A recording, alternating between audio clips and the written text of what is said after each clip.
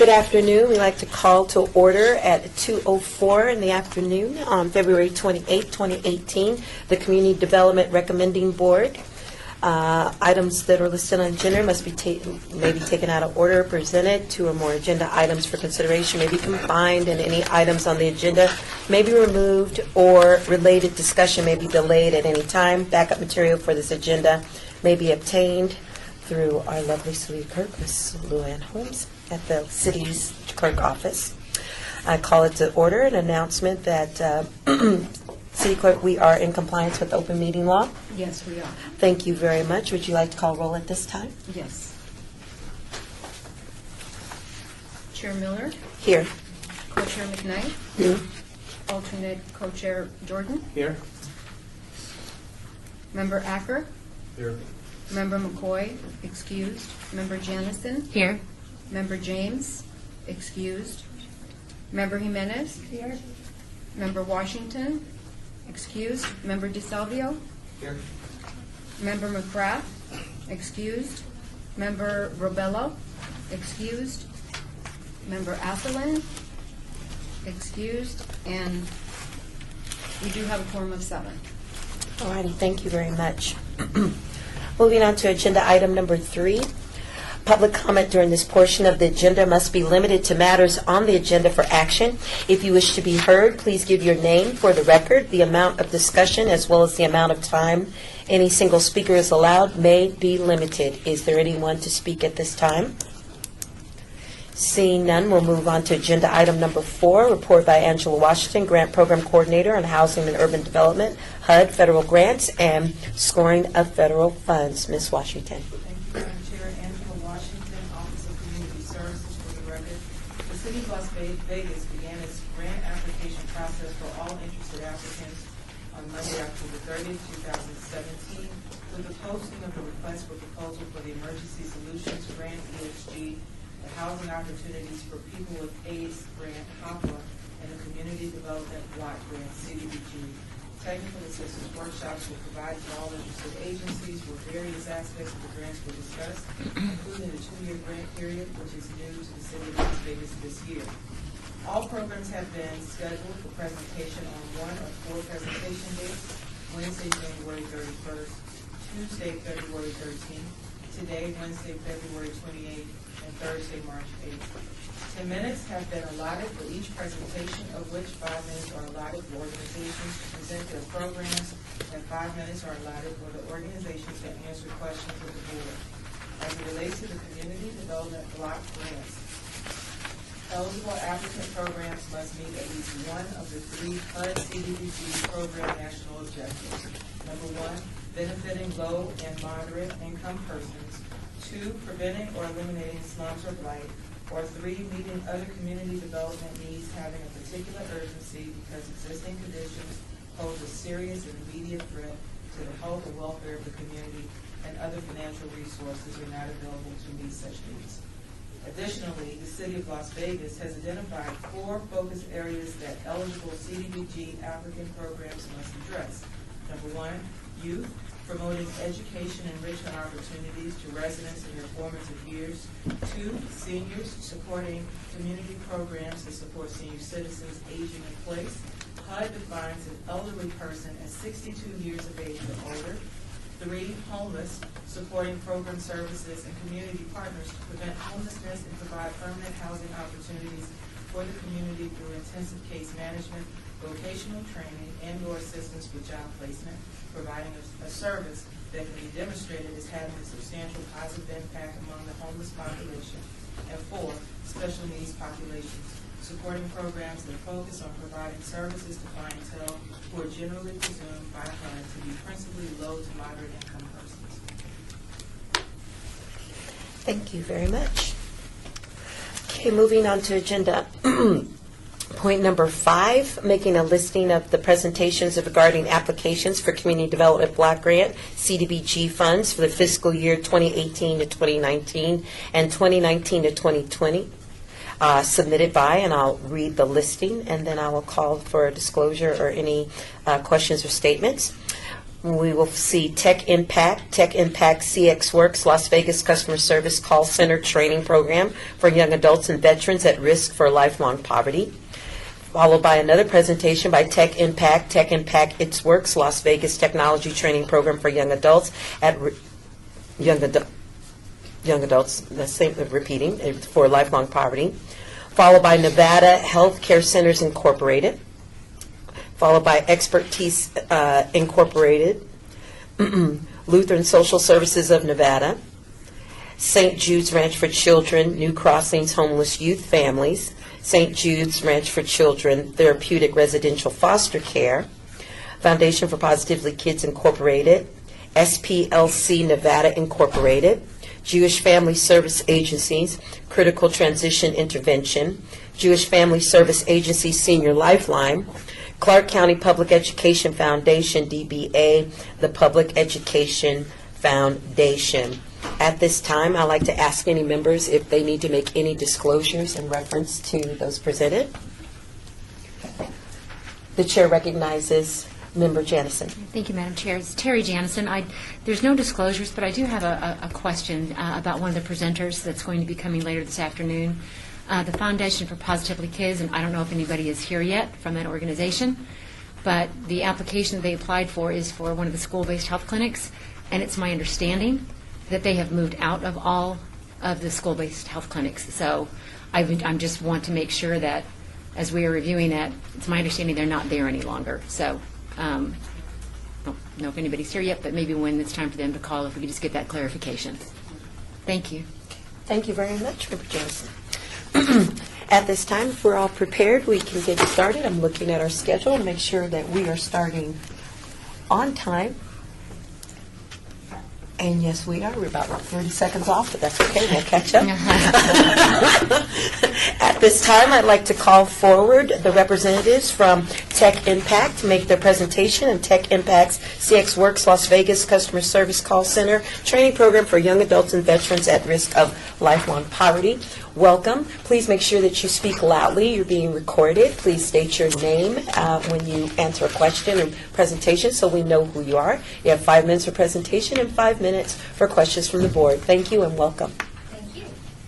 So I'm Tammy Lewis. I'm the community manager with the Las Vegas Tech Impact Opportunity Center. And this is our development director, Becca Johnson. So we just want to thank you for the opportunity to be here today to tell you a little bit more about our programs. We really appreciate it. So Tech Impact's mission is to empower communities and nonprofits to use technology to better our world. CX Works and IT Works use technology to give students the skills to obtain a steady living wage or better job and a career path, which will in turn stabilize their housing or provide income to secure housing and break the cycle of poverty and homelessness in our community. This supports the City of Las Vegas and HUD's objectives of preventing and reducing homelessness by creating economic and educational enrichment opportunities for individuals with low and moderate incomes, ultimately disrupting the cycle of poverty. IT Works Las Vegas launched in February in 2016, and the CX Works program launched in September of 2016. So we had the IT Works program started first. We had that program, but we wanted to do more. And so we realized there's a lot of very large call centers in this valley, and we looked at that as an opportunity to create another way for young people to obtain that living wage job and career path. So leveraging IT Works best practices, we partnered with the consulting firm McKinsey and a nonprofit arm called Generation to develop a call center-based customer service excellence program called CX Works.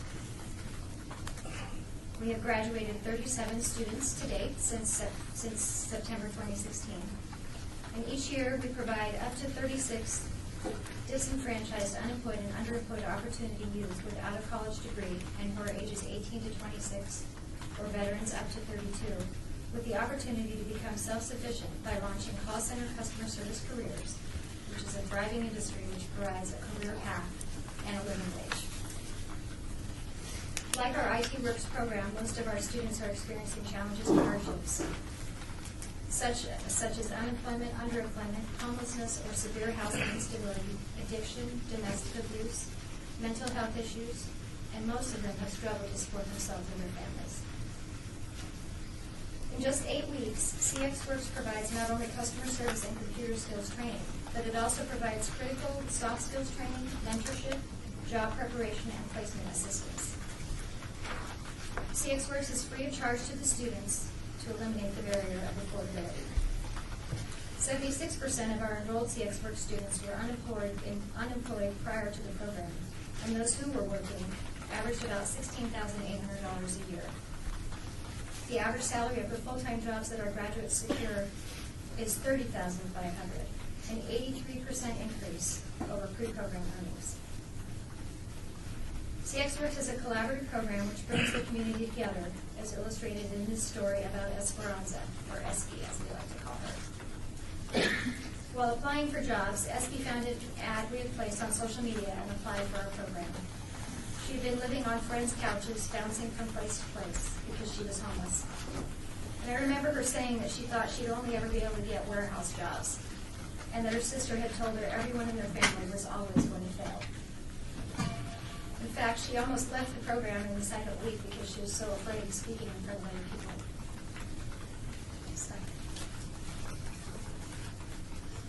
We referred Espi to Dress for Success to get her first interview suit and some professional clothing, and that was the beginning of her transformation.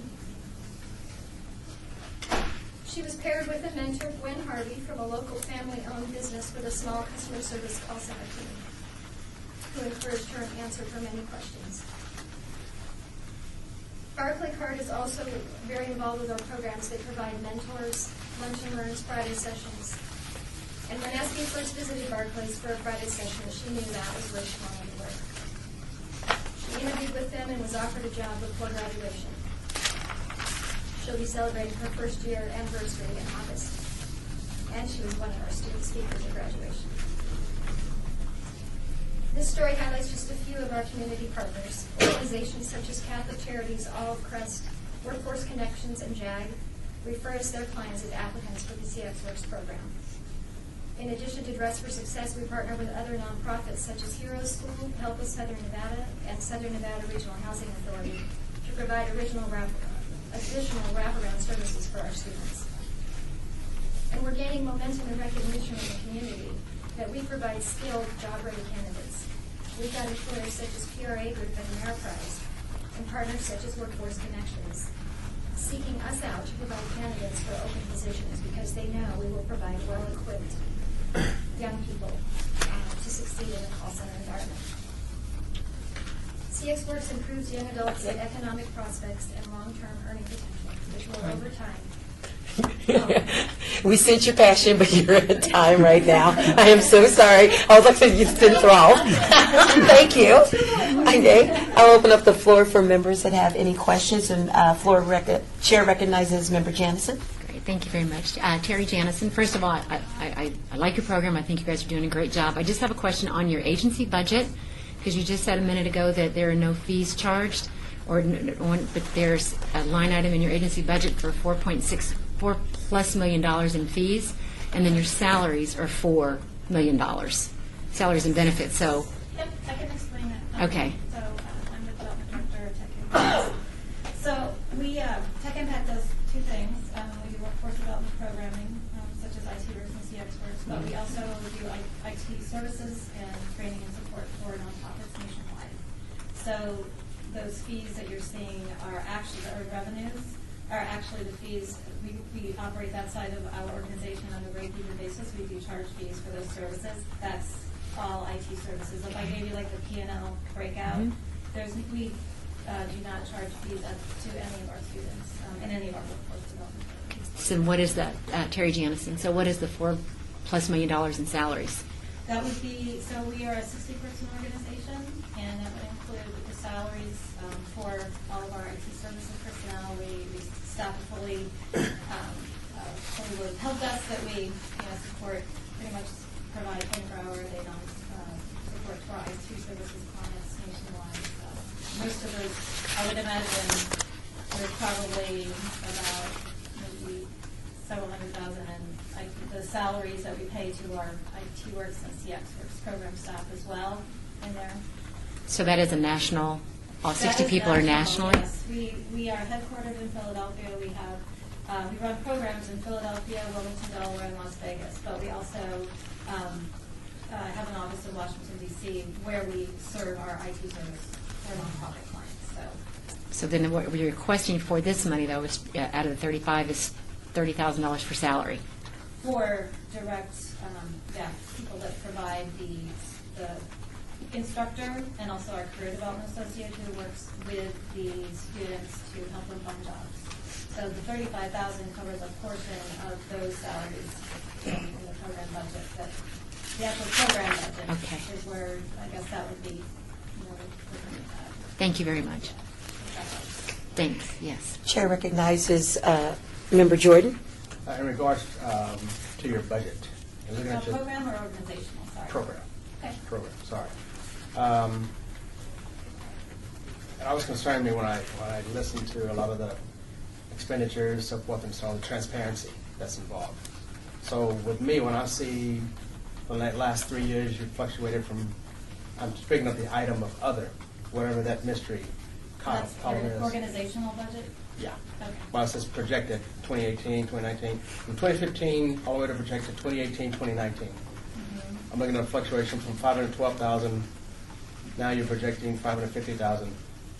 Numbers, they do concern me, but what really concerns me, what is other? What does that consist of? I have that answer. I anticipated that. So when we requested the information from our financial officer, there were in the template in the grant application, there were categories that they fit right in there, and then there was things that didn't fit right in there, so we kind of put everything else together under other. Yeah.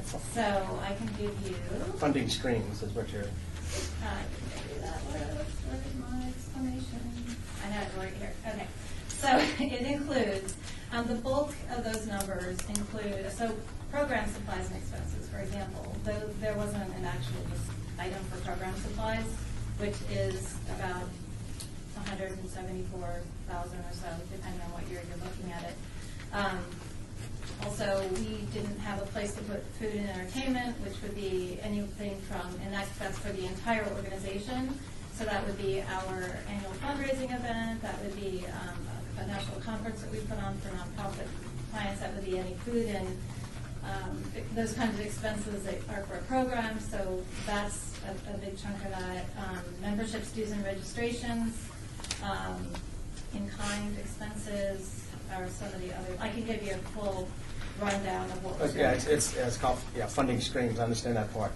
Okay. My concern is we have the national projection, and my colleague Johnson was speaking on that. So we have that. We have the $4 million, the fees charged, so forth and so on. Yet still, you're asking from us $35,000 for the program that's here. Correct. Okay, but you're giving us entire numbers, but you're only asking for 35 just to support the program that's here. Okay. Correct. Okay. We're looking, so, yeah, we are looking to diversify and help to support our specific programs that we're running here in Las Vegas with the funding that we're requesting through you. Okay. And maybe, I'm sorry. Mike, No, I it's understand. pretty clear. I mean, my question to you: why wouldn't you ask national for the 35,000? What do you mean ask national? Well, Our national organization. right. They do help support us already. Well, so we are a nonprofit. So we provide these services to nonprofits at a reduced rate, and so we run that part of our business on a break-even basis. Okay. The program side of our organization, which includes IT risk and CX works, is fully funded by philanthropically. So, foundations, corporations, and also government entities. Right. So that's how, that's where we get our funding to run those programs. We'd love to charge our nonprofit clients more, so we have money that we can funnel back into our programs. But right now, we're not there. We want to keep those services affordable. So that's why I think what you're saying is we have all this money on this side of our organization, but that's not the case where we run. As you can see, we had a net income of 52,000 projected for this fiscal year. So we run a very a tight budget. So, but yeah, on the program side, everything is funded philanthropically. Okay. Okay. Thank you. hope that helps, sorry. We're about down to the last 30 seconds, but Member DeSalvo, if you have a quick question. I don't want to be the dead horse, but let's look at your agency budget. How did you generate, $4 million, but yet in your line items for funding, you nowhere even close to showing how you obtained all that money? I'm sorry. Can you give me a specific line item so I can refer to Okay, it? let's just use 2016, 2017. Okay, on the organizational financials. On the agency budget that you presented for Okay. the 3-year funding history. Yep. I only see the donations of 1.9 million, but yet, we're spending almost 3 million in salaries there. Well, so again, almost everything in that 1.3 million line item is philanthropic contributions that go to running our programs. And the salaries Well, include. my question is, how are you generating that money if you're not putting it in your portfolio? Those are the services that we provide on the other side of our business. We Okay. provide IT services and support to other nonprofits. And we do charge them a fee, but we do it on a break-even basis. So that $3 million is the service charges for that IT No, the support. almost 4 million I'm talking about is what you paid out in salaries, but yet you're only showing that you only have only 2 million that came in. Where are you showing I'm five? looking at 2016, 2017, 1.9 million in donations. Right. But when you look under the city, North Las Vegas, Henderson County, state funding, it's blank. At least on my table, it's blank.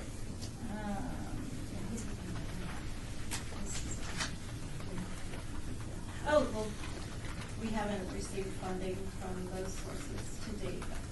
So the donations line would include any kind of philanthropic contributions received to date, but we haven't received funding from City of Las Vegas, North Las Vegas, Henderson, Clark County, or state or federal funds. So is that what you're saying? Are you talking about those zeros that are Yeah. up here? That's because we haven't requested funding from the government entities to date. This is our first ask to City of Las Vegas since we launched. And actually, history is that we are funded primarily by corporate and foundation grants.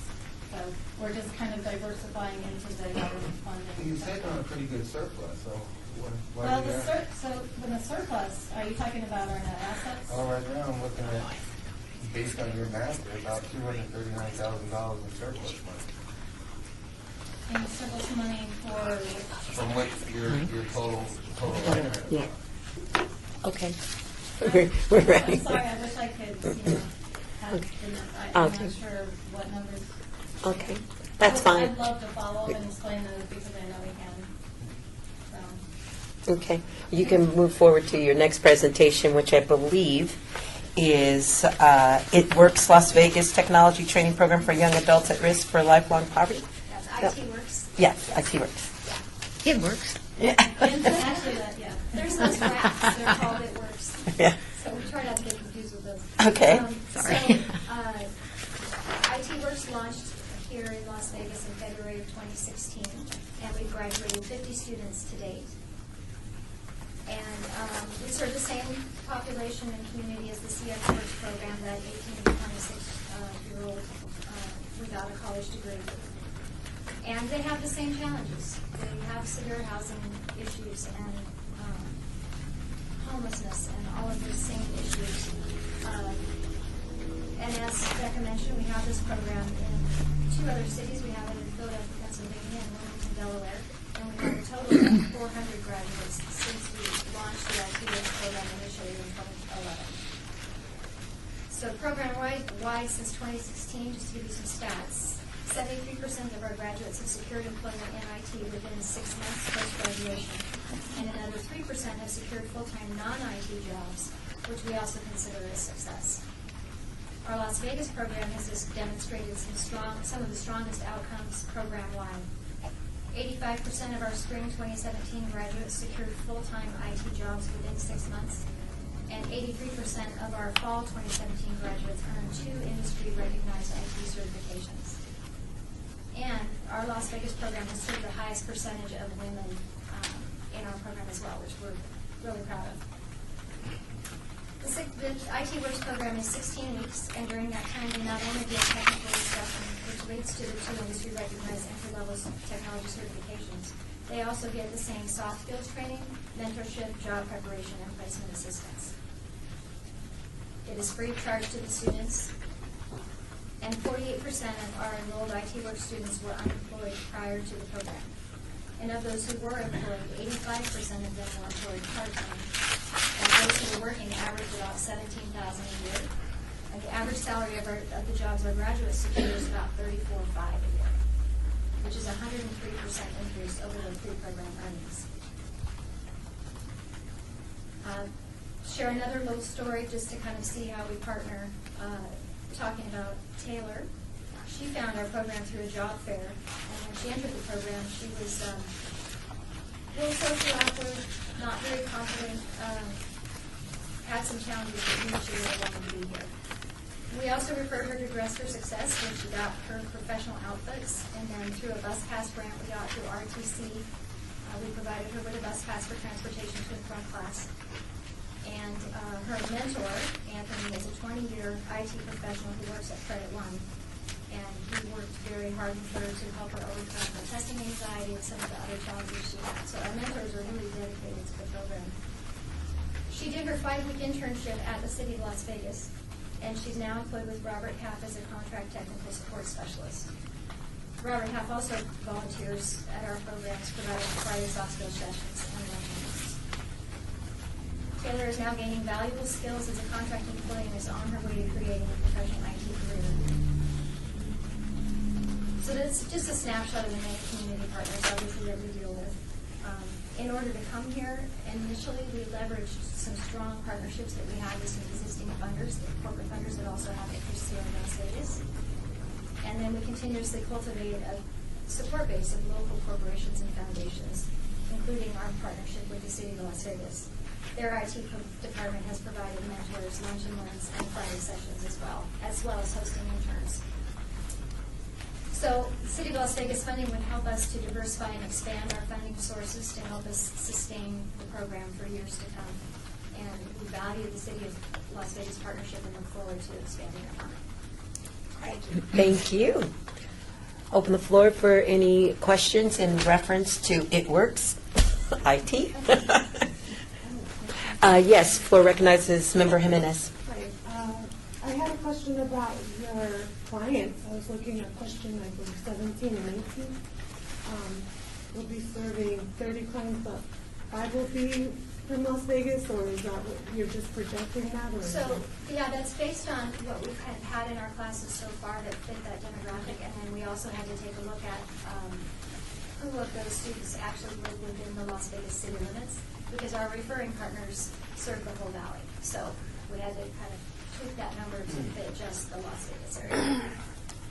And that's a minimum based on our past experience, and we do, we flyer in the city, really try to reach out to areas that would attract people that reside within the city of Las Vegas, but again, like a lot of, like JAG and Catholic Charities and Workforce Connection, they work with people, and so we get a lot of referrals from them and referrals from students as well.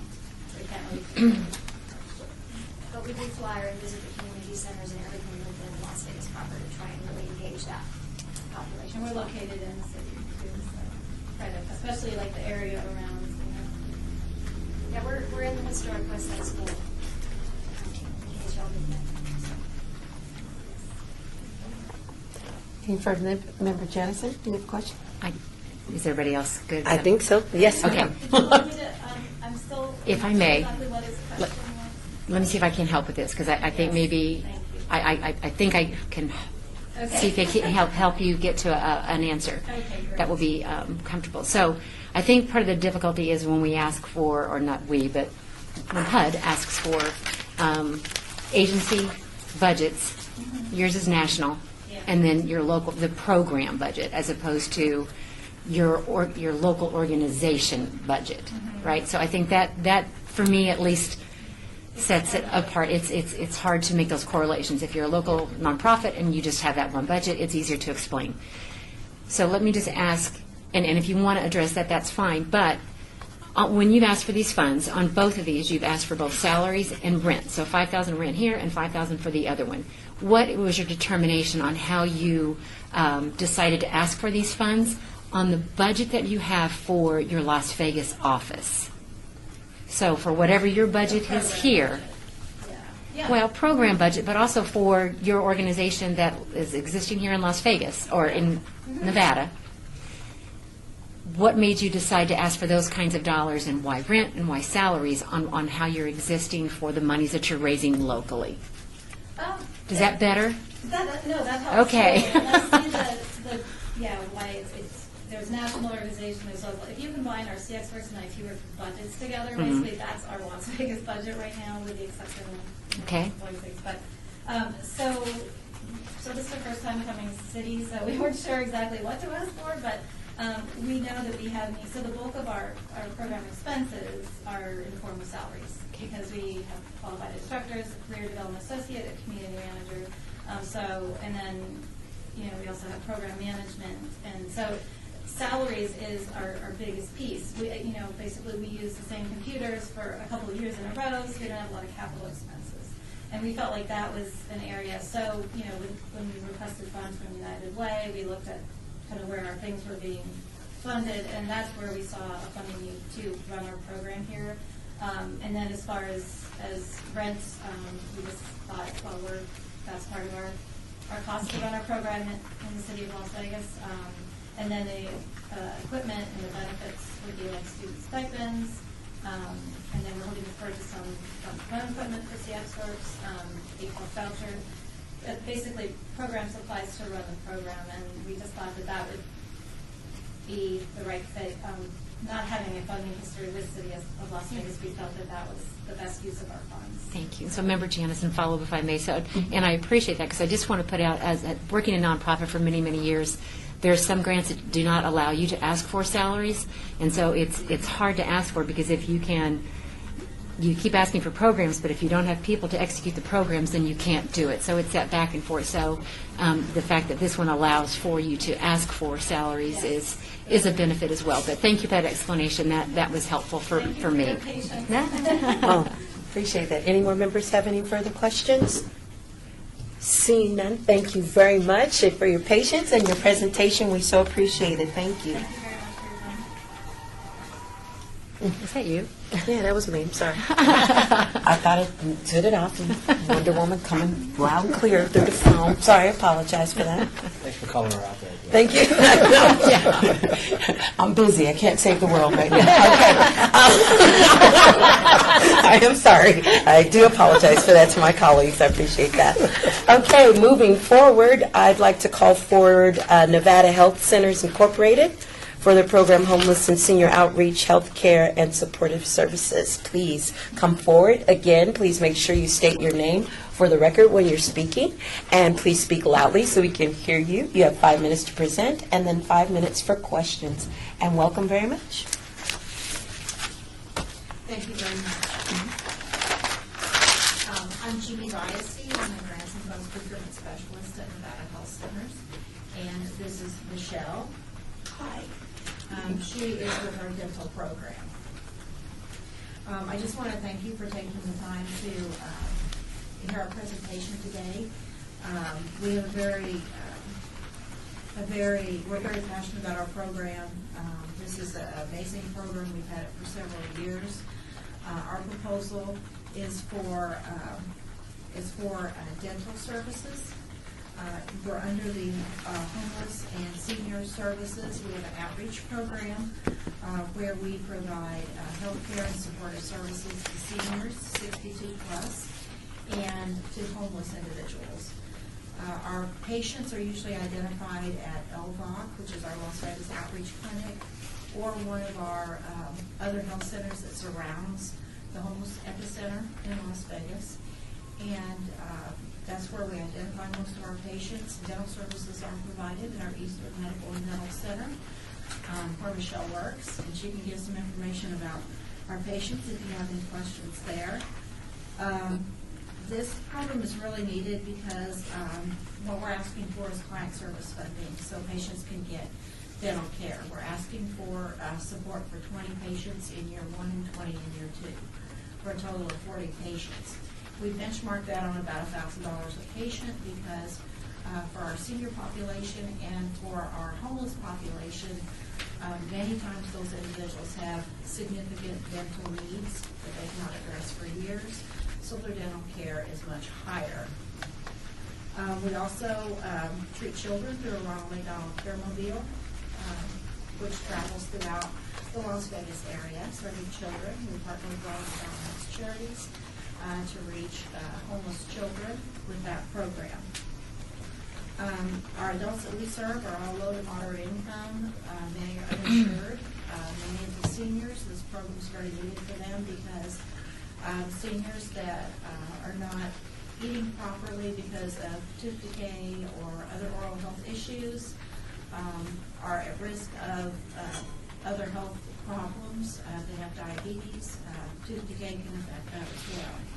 So we work with low to moderate income seniors. And many seniors, unless they have the extended coverage through Medicare, Medicare does not pay for dental services. So many of those seniors are going without care. And then they're not able to nourish their body and live healthy. We also, in serving a homeless population, we find many homeless are unable to transition to sustainability or self-sufficiency because they have tooth decay. When they have missing teeth or have to have teeth extracted, they have trouble speaking, they don't speak clear.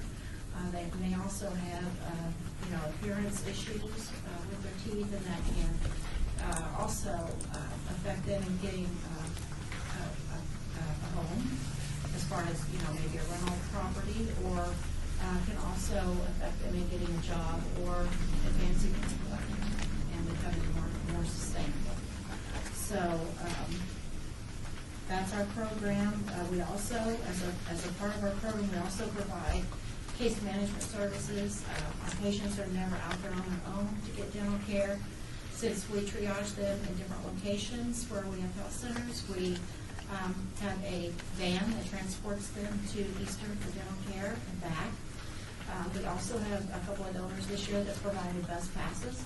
So we have bus pass transportation also available. We did not include that in this grant this year because we have those other funds. But we do provide that care, and our case manager does work with the patients. That could be an MA or a nurse case manager. They work with our patients to make sure they complete their care and they're able to access other social services that they need to be healthy and successful. So that's pretty much our program. All right, wonderful. Thank you very much. I'll open the floor up to any members that have any questions for Nevada Health Centers. Members DeSalvio? We have over 300 employees throughout the state. We have employees, we have 7 health centers in the Las Vegas area. We also have we have health centers, 7 in rural areas, and then we have a health center in Carson City. And if I could follow up? Go ahead, sir. Again, under line items for others, you have 3 college-built $1,600,000, $3 million. What exactly are those 3 groups of others consist of? Okay, are you referring to the revenue? Under your expenditures? Expenditures. Absolutely. Our other expenditures, we have to hire licensed providers to provide care, and some of these other expenditures could be licensing fees. They could be supplies that maybe are not included, like dental supplies. They could be medical supplies. There's just a variety of things that are included in the other category, and this is for all of our health centers. And maybe one more on your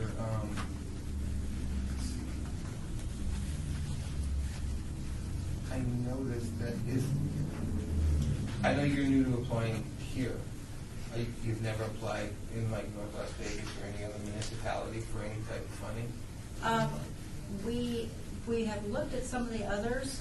We have not currently applied. We're relatively new with CDBG. We've had a few grants in the past, but, we hope to branch out and apply with some of the others at some point. We're seeing more patients come into our North Las Vegas Health Center that are needing some care, so we are looking at branching out. Thank you. You're welcome. Member Jamison? Thank you. So just for clarification, because I thought you had applied for City of Las Vegas in the past. We have. We've been a grantee of CDBG in the past. And I think the question was because it shows zeros across there for receiving funding on the budgets from City of Las Vegas. That's why Yeah. there was that. That was just my clarification, because it shows zero, but I thought you had applied in the past, and I thought you had received dollars.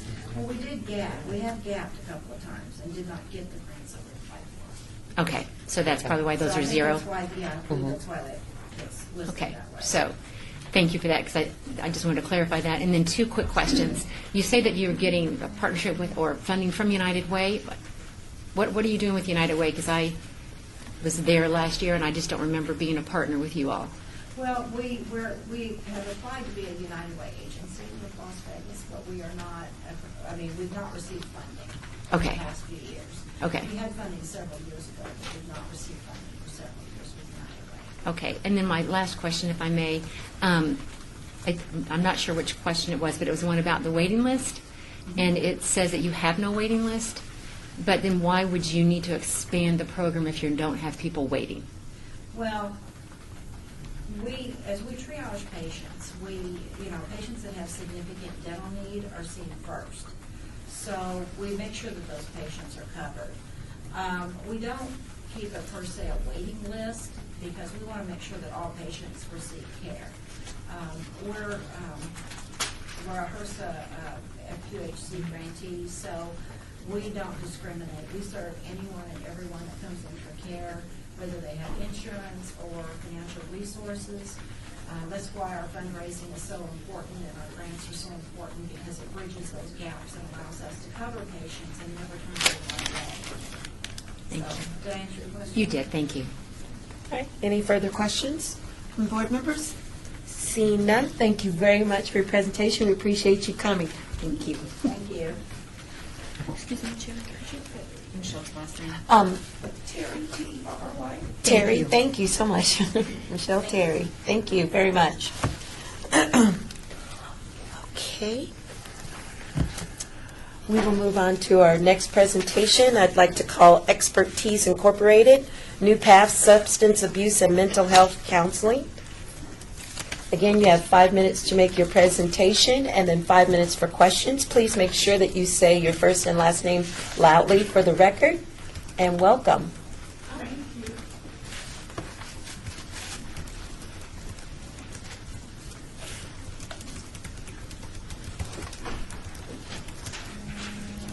Good afternoon, Oh. Chair and committee members. My name is Gwen Bueno.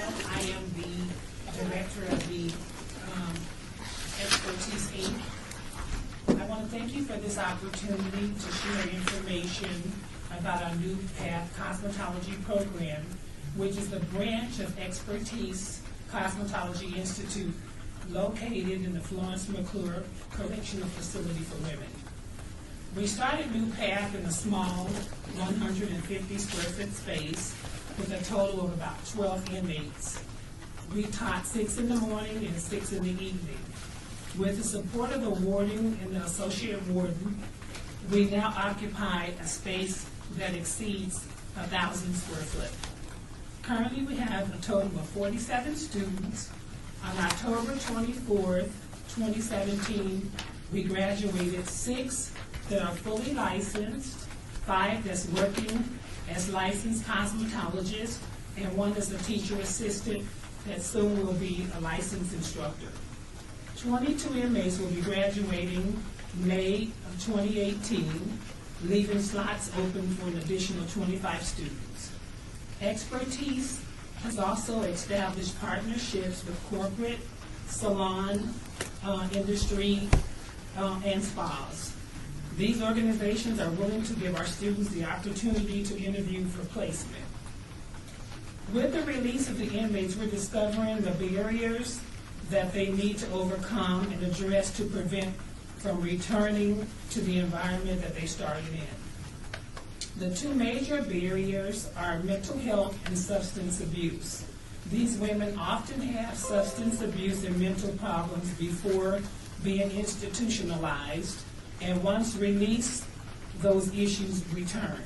In order to be successful, the issues of mental health and substance abuse must be addressed through continuous counseling and given the tools to assist them in navigating through life where they can make their own choices. And other needs are such as mentoring to offer the support and the guidance.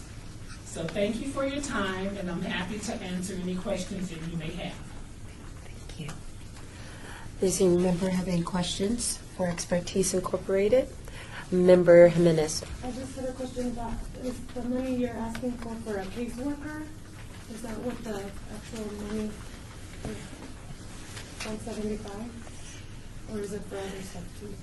Hi, my name is Brenda Cheney, and I'm our assistant in the grant writing. The $100,000 received by labor is for part of the salary for the clinical, which is doing counseling, the psychiatrist, two case managers, and a project director. Thank you. Follow-up to that, Madam Chair? Member So that- DeSalvio. That 100,000 is split to 4 people? That is correct. Okay, and the 15,000 that for the medical exam, is that, how many people is that servicing? That originally, it serviced 100 people. That would have to be recategorized because we went down to be able to provide better services of comprehensive case planning, case management. The $150 entails since they don't have insurance in prison, it's the checkup after we get out of prison. Member Janison. So my apologies. I normally review everyone. I did not see yours on for today, so that was my fault. So I did not review yours ahead of time, so I do apologize for that because I've just got a couple of questions. When I look at your overall agency budget, who are you within the state of Nevada? Are you a 501c3 because your federal funds say you received $4 million? Well, actually, that's the budget for our cosmetology institute outside the institution, because we're new and we don't have an actual a budget or the actual separate budget for, which we're working on that now for 2018. Okay. Because we have federal dollars in our school, we're an accredited institution, Okay. and we receive Title IV funding from Department of Education for the students on the outside. So the cosmetology program is just a branch that's located and licensed by the Nevada Board of Cosmetology, where the inmates actually get licensed upon release. Okay. And are you, so you're a local 501c3 for just Nevada or Las Vegas, Clark For County? Nevada. For Nevada as a whole? We're Nevada 501c3. Thank you very much. And I promise I will read the whole thing before, but I just wanted to, Okay, well, while I had you here. I'm here to answer those questions. No, thank you for that. I apologize. May I just one follow-up? Member Janison and Member DeSalvio, please. My apologies, sir. Are you partnering with Hope for Prisoners? Oh, she stole my question. So that was my question, too. Well, because Hope for Prisoners, I believe, is just from what I've been told. I've kind of like sat down with the program. It's for men Oh, it's not, but, and we're for women. yeah, it's not, so please reach out. Okay, so For they them. have now women? Absolutely. At one point, I know it was just. the They just had a men. graduation ceremony, yes, ma'am. Okay, good. I wanted to reach out with them anyway. I'm on their advisory board for full clarification, but absolutely, so, okay. Okay, we are down to our last 30 seconds. Does any other member have any further questions? Seeing none, thank you very much for your presentation. We appreciate your time.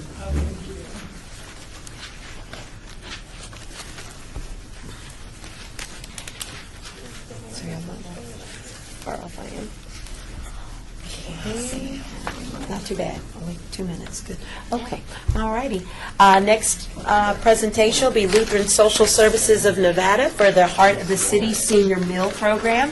Thank you for coming. Again, please state your name and speak loudly. You see we're going on the record. You have 5 minutes for your presentation and 5 minutes for questions afterwards. Thank you so much.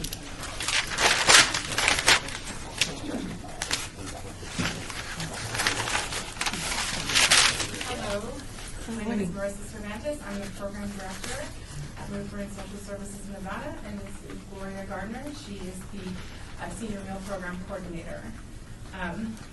Thank you for allowing us the time to share our application with you. Lutheran Social Services is a faith-based nonprofit who serves everybody regardless of faith. And we've been serving the community of Southern Nevada for 21 years. Some of our services include our Digimart Food Pantry, which serves about 13,000 plus individuals annually, distributing over 500,000 pounds of food for free. In addition to that, we have application assistance programs where we help our families and individuals that we serve apply for SNAP benefits, Medicaid, energy assistance, Project Reach. We also do, we have our rental and utility assistance where we work with homeless individuals in our community to rapidly house them and to provide case management that will help them get back on their feet after the assistance ends. And then in addition to that, we have our birth certificate identification program where we assist our clients with obtaining their identity by getting their birth certificates and then their Nevada IDs. But today I'm here to talk about our Senior Supportive Services program, which is we are asking for funding of $44,454 to support our Heart of the City Senior Meal Program. LSN in 2015 launched our Congregate Senior Meal Program, which in the city of Las Vegas is the first, I think it's still the first congregate setting meal program in the city of Las Vegas in the last 13 years. And actually now it's probably 15 years. It was 13 when we launched it. And we have seen intense growth with this program. Our first year in 2015, we partnered with Reformation Lutheran Church, who is allowing us in-kind space to use their Edwards Hall, which has a kitchen, and also kind of seating for our seniors. And we started off the year, our first year, by serving 6,660 meals that year. In the last 2 years, we've actually expanded the number of meals from 6,660 to 14,782. So we've seen a drastic growth in 3 years. And also so much growth that we've had another church who reached out to us last fiscal year, Holy Spirit Lutheran Church. And we also joined partnership with them to open up a second location for our senior meals. And we serve out of both sites now. Originally, Holy Spirit served 3 days a week, but they saw growth where they opened up to 5 days a week. So at both locations, we're serving nutritious and hot meals to our seniors 16 and older 5 days per week. And we're here to ask for funding to help support the growth of this program. The seniors that we serve are most definitely low-income seniors, which they need these meals for health benefits. The congregate setting is important for them to prevent isolation, so they can become friends and they have meals every day with their neighbors and with their friends. And Gloria is a very resourceful employee of LSSN. We call her a resource lady. And so on top, we do more than just meals. We provide resources.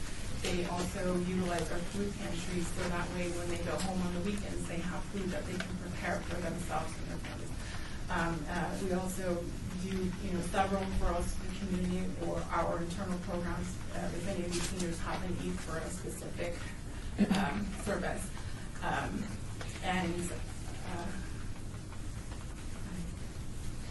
And educational. Thank you.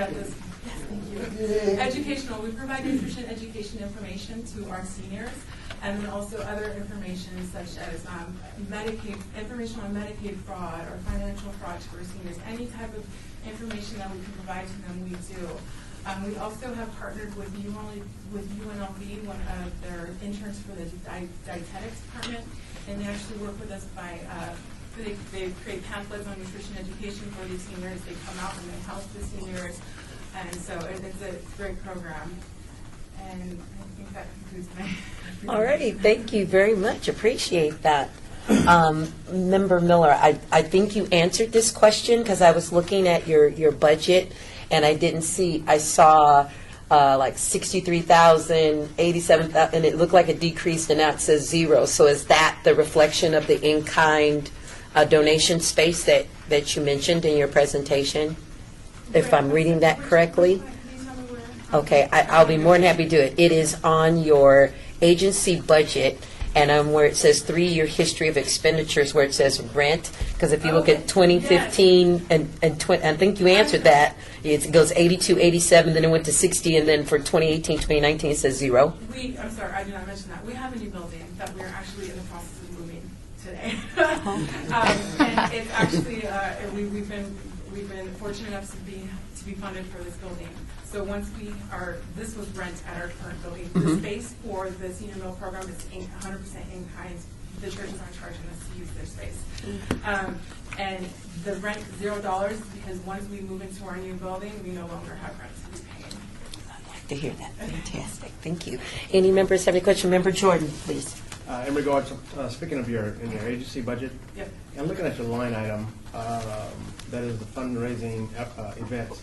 In 2015, you're looking at 170,000, and then you just kind of capped it off for the last 3 years and projecting 25,000. However, your donations increased by roughly 80, 90% or whatever. Went from 300,000 to 750. We've had a change in our development staff, and right now we have one annual fundraiser. So there was 1 year where we had one person who was only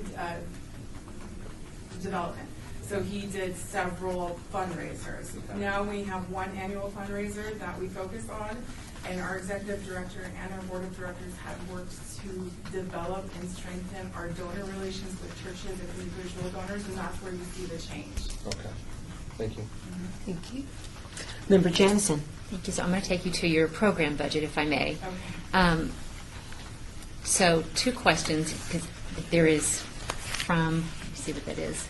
You do have rent in this request for this budget for state and local of $15,000. Is that just because you like these past couple months, or what's the anticipation of that $15,000 if you now don't have to pay rent anymore? I may have by accident put it under rent instead of utilities because I see it's 0 under utilities. Okay, all right. Thank you for that. That was an error on my part. No worries, no worries. And then the other question I have, so you said that you are, because the need is so high for these services, and I see that you're asking for salaries, most of it's for salaries, and then also just for product, for the food. Is this to add additional people, or is it to cover existing employees that you have with their salaries? Existing people to add another person. Right now, Gloria is the only paid staff member under. God bless you. Okay. She's like, Ms. Jansen, please give me the money. We're fortunate enough to have volunteers who help her, but this program requires lots of data entry because we serve over, I think right now we have over 450 unduplicated seniors who we're serving, and they sign in every single day. So that's data entry every single day that I'm doing. And Gloria is serving the meals. So if we can have funding to help support the growth and the increase of the entries and just it's a lot of paperwork. So, and I appreciate that. I just don't want you to feel like that it's not an accusatory question. But I just, from a clarification, so this is to add an additional person. We are currently funded right now under the State of Nevada Okay. Aging and Disability Services, and they fund part of our program. Okay. And so we would like to add. Thank you very much. Member Jordan. Will this person be full-time that you're trying to add? Will the individual be full-time that you're adding? Yes. Thank you. All right, I think that we are at time. Thank you so much for your presentation. We appreciate you. Thank you very much. Gloria, thank you for your work.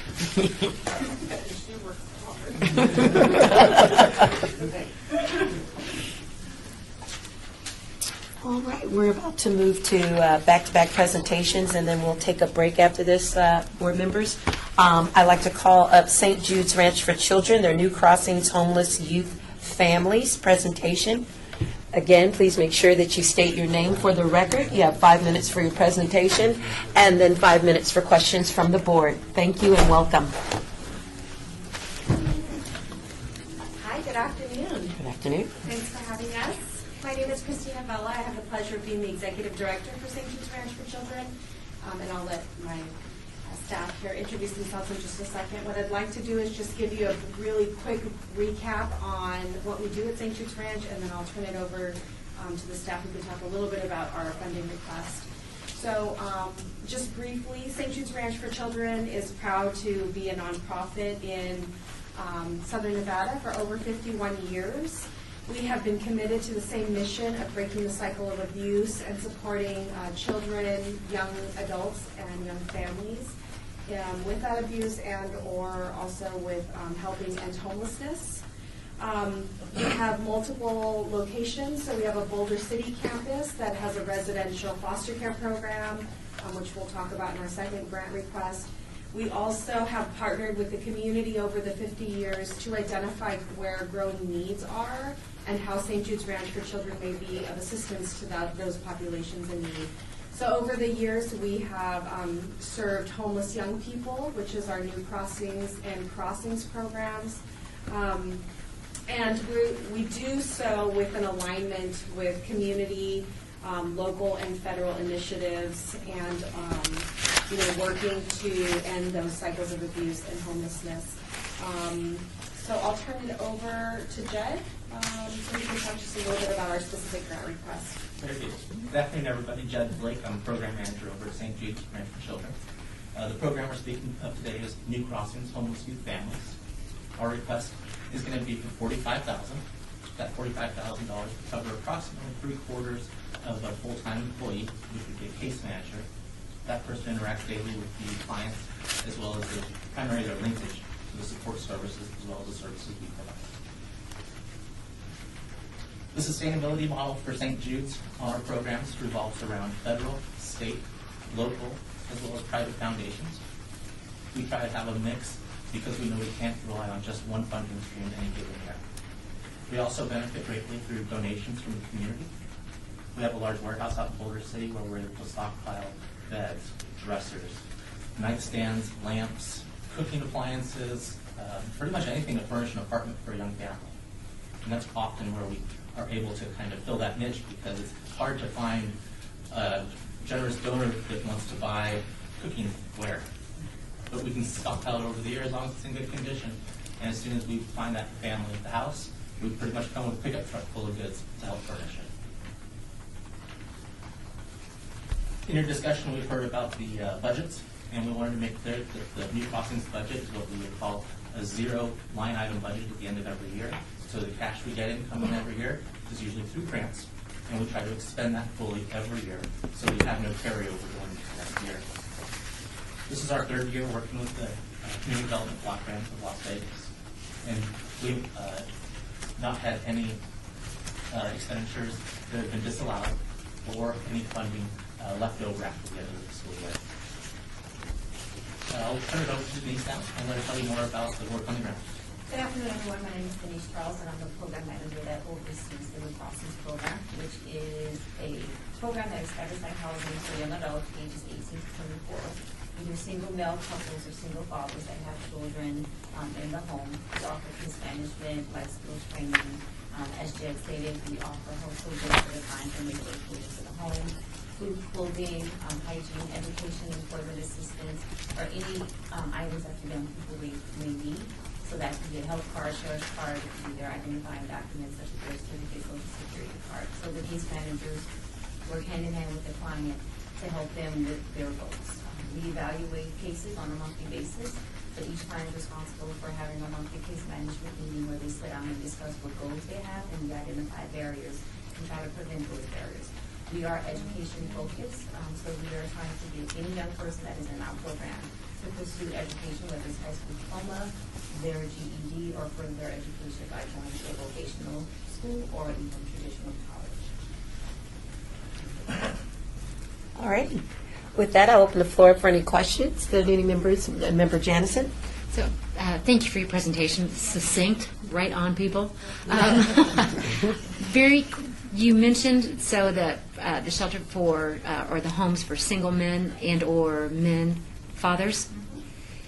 There's not very many other people doing that in Clark County, is that not? Could you address that a little bit, because I think you might be one of the only ones. So we were awarded ESG this last fiscal year. We're waiting on that funding to come in, and we are already in the community trying to allocate for anyone that is working with single fathers to refer them to our agency. The problem that we're possibly seeing or may have is that anyone that's homeless in Clark County has to go to court entry, and not a lot of fathers are going in the door saying, I'm homeless and I have kids. So we're looking to work with churches, seniors, because most single fathers in their home with their grandparents, so they may be taking care of the kids. So we got funding to have 5 single father-led households where we can fund them for a year. So with this particular grant, we're able to offer case management to those same fathers. Perfect. Thank you. And just to add just a little bit, we are also partnering with things like My Brother's Keeper and other community initiatives, the Mayor's Faith-Based Initiative, just to convey that message. We oftentimes know that men, there might be kind of a perceived stigma about asking for help. And so we're trying to utilize, so we've been working with Assemblyman Tyrone Thompson, asking for that leadership in the community where men can support other men asking for help, and that it's not a, sort of sign of weakness or means that they're not able to provide, but that it's acceptable to ask for help for a time period. I mean, they're time-limited services. So I just wanted to add that additional comment. Thank you very much. Okay. Any more questions? Member Jordan, excuse me. Member Jordan, excuse me. No music? I got naked. Anyway, in regards to the, you did mention it's no carryover, so you have zero. Correct. Zero budget. Okay. We do have some funding streams that come in sporadically throughout the year, like the Walmart grant. Right. These were successful, and that was $10,000, which is just, we call it icing on the cake. Right. You just can't depend on it throughout the year, so we do have the need for it. As a follow-up, if I may. In regards to, not going to point at you, but which I am. In regards to seeking out these fathers, okay. What are some of the things you're trying, other than churches and so forth, that you're being a little aggressive with? Because since you have no budget carryover, you got to try to get it spent, so to speak. So I sit on the youth mattress call, so all of the youth providers know that once we have that available funding, they know that we're able to take in single fathers. I've also made contact with some of the family matchers that sit on a call for coordinated entry, and they know, hey, we'll have this funding available. So as soon as we are notified that we have been funded and we have those dollars, we can start spending that money. We're very diligent at creating flyers to pass out to community providers, whether it's CSN. We're hoping that word of mouth from previous people that have been in the program can say, hey, you know what, I was in that program, I'm a single mom, you're a dad, you're in a situation, go over there. So we're hoping that the community will be the voice of some of the young people we've already served. Thank you very much. Excellent. All righty. Seeing no further questions, thank you so much. You can start your other presentation while you're sitting there. St. Jude's Ranch for Children for your therapeutic residential foster care. Thank you. So again, for the record, Christina Vela, Executive Director for St. Jude's Ranch for Children. When we think about the history of St. Jude's Ranch, it started with providing residential treatment services to children living in foster care with the commitment to breaking the cycle of abuse and neglect. And over the years, we're really proud to be the last standing residential facility of its kind.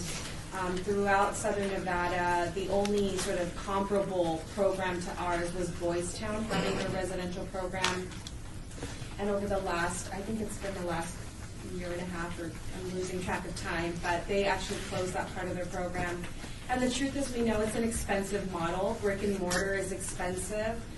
But we absolutely believe in the power of the community of healing and hope that St. Jude's Ranch for Children provides its children and young people. So on our campus, we serve ages 0 to 18, all children that come through the Clark County Department of Family Services, that come through the court systems, and are victims of abuse and neglect.